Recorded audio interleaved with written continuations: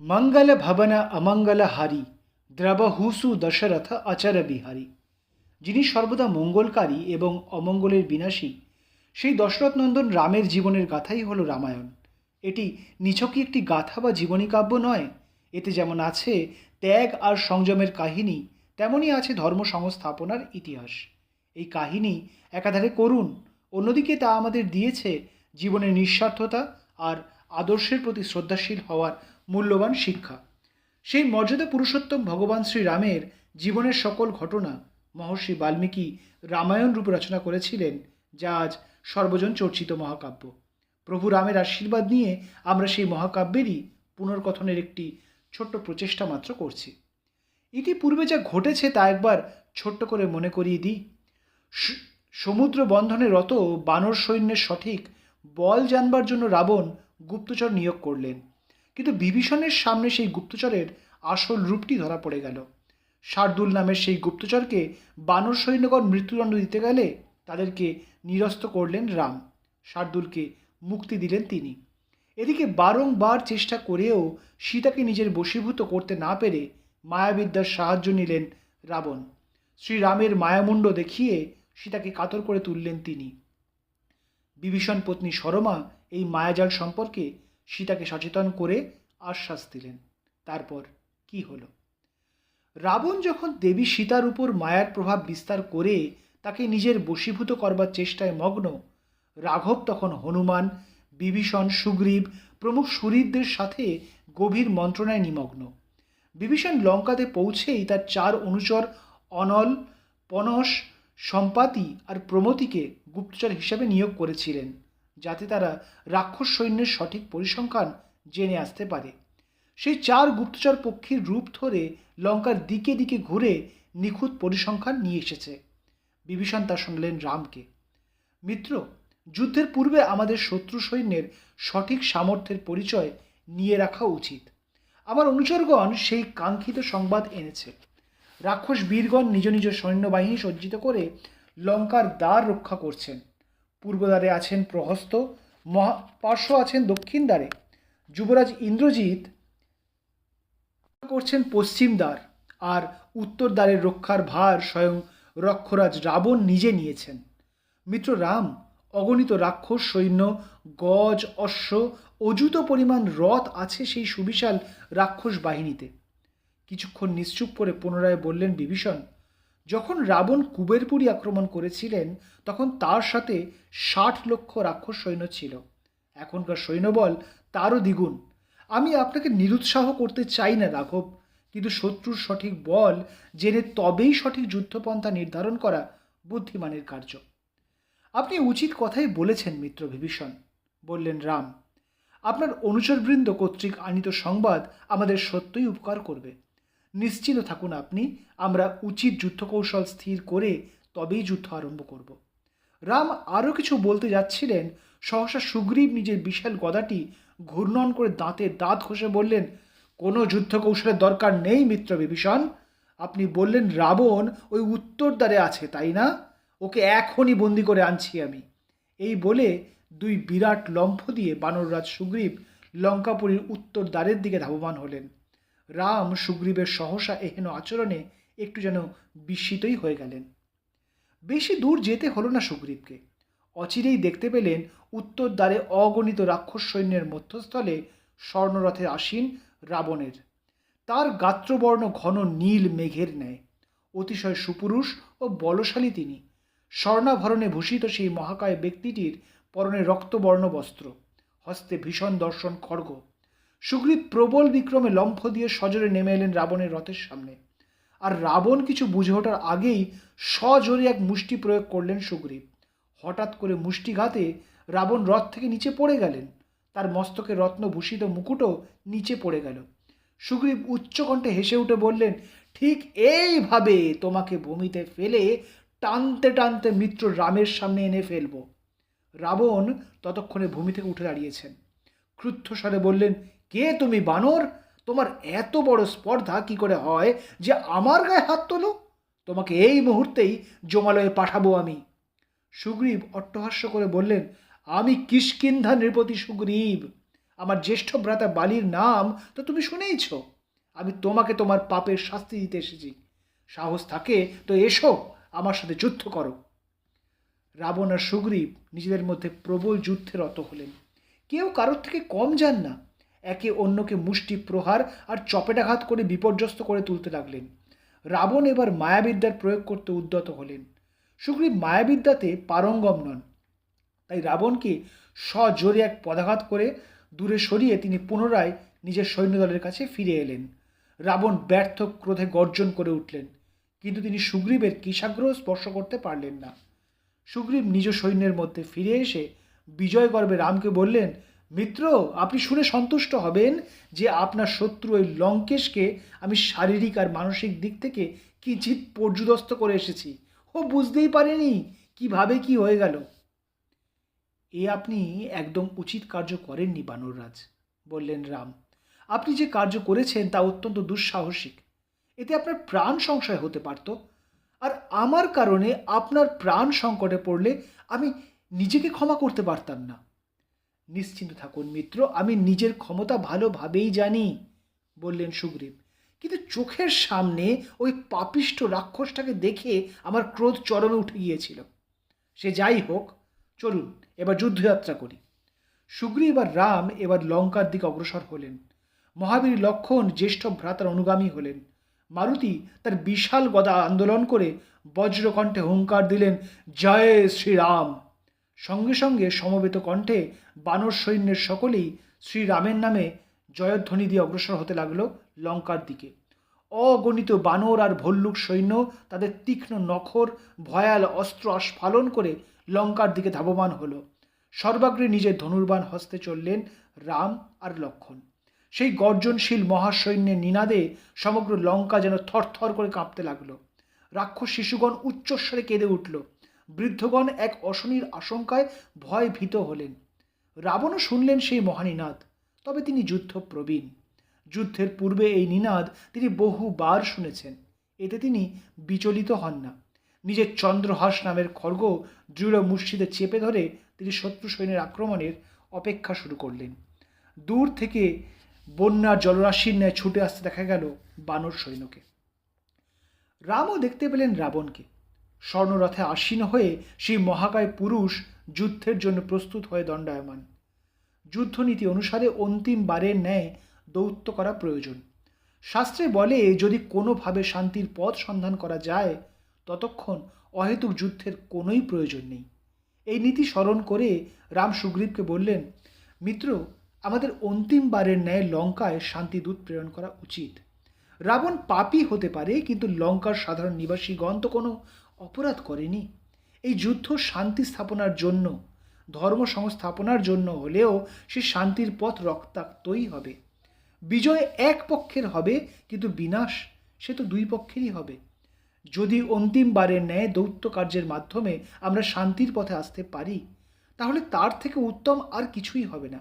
আপনারা সকলে মিলে স্থির করুন কে হবেন আমাদের দূত। মিত্র, আপনি সত্যই মহান হৃদয়। এই চরম যুদ্ধের ক্ষণেও যে ব্যক্তি শত্রুপক্ষের নিরপরাধদের মঙ্গল কামনা করতে পারে, তিনি কেবল আপনিই হতে পারেন, বললেন মুগ্ধ সুগ্রীব। দূত নির্বাচন তো কোনো কঠিন কার্য নয়। মারুতি পরাক্রমী, শাস্ত্রবিদ, সর্বোত্তম বক্তা। এর আগেও সে লঙ্কায় পদার্পণ করেছে। মারুতি হনুমানের চেয়ে উত্তম দূত আর কেই বা হতে পারেন? আপনি শাস্ত্রচিত পরামর্শ দিলেন মহারাজ, কিন্তু আমি এই ক্ষেত্রে আপনার সাথে সহমত নই, বললেন বৃদ্ধ জাম্ববান।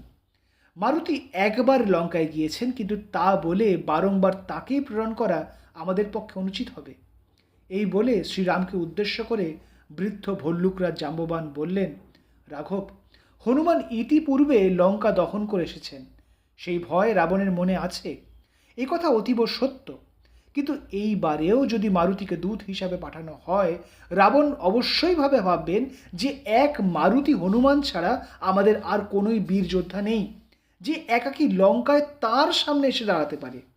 রাঘব, শত্রুর মনে ভয় উৎপন্ন করতে হলে আমাদের নিজেদের সামর্থ্যের সঠিক প্রকাশ করা উচিত। আমার মতে যুবরাজ অঙ্গদই হন আমাদের দূত।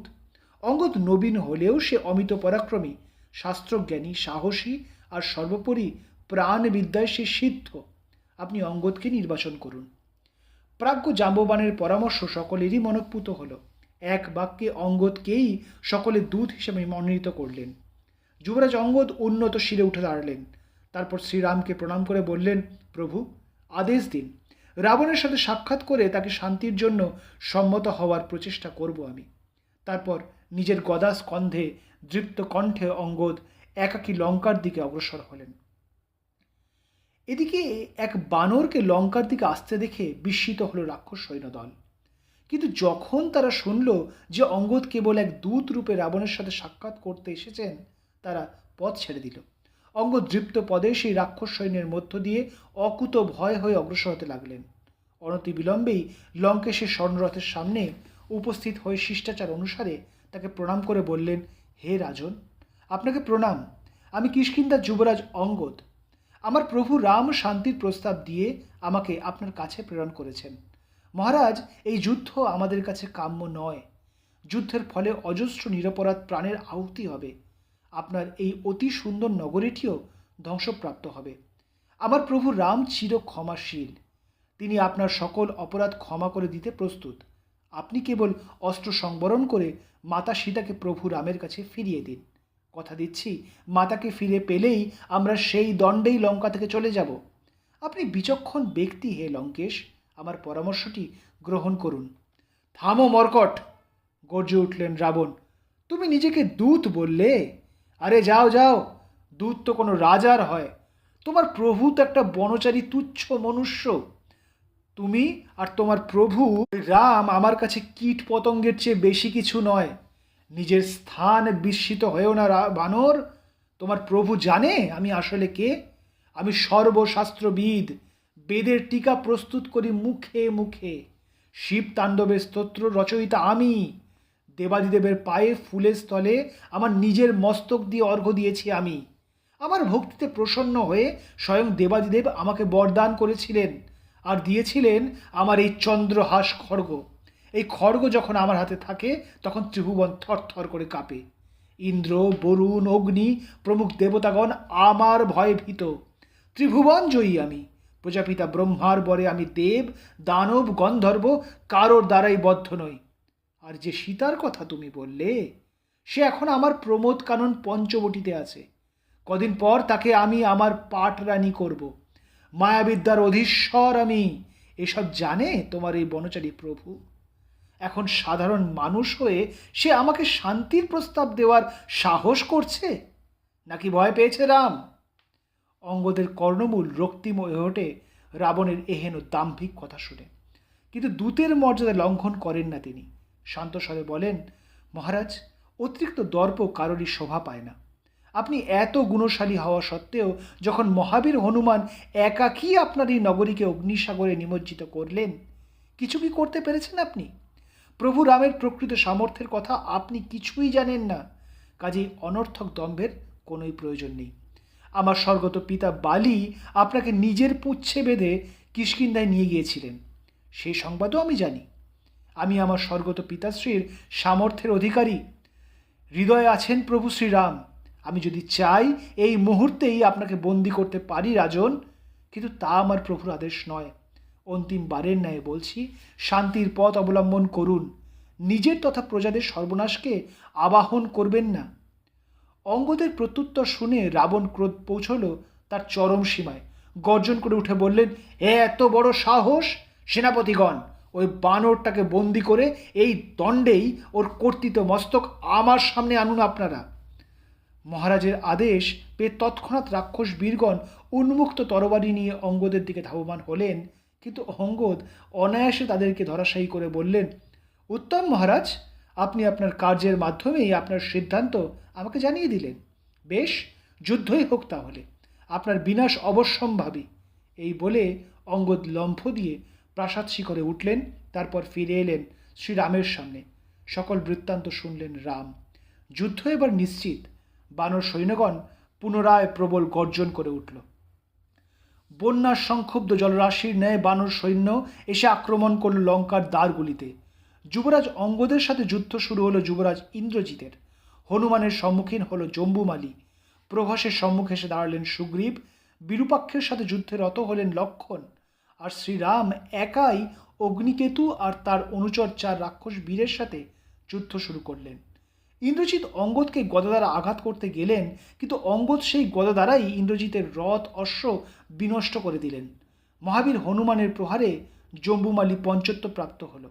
রাম তার প্রতিযোদ্ধাদের শিরচ্ছেদ করলেন। সুগ্রীব এক বৃক্ষ উৎপাটন করে তা দিয়েই প্রহসকে হত্যা করলেন।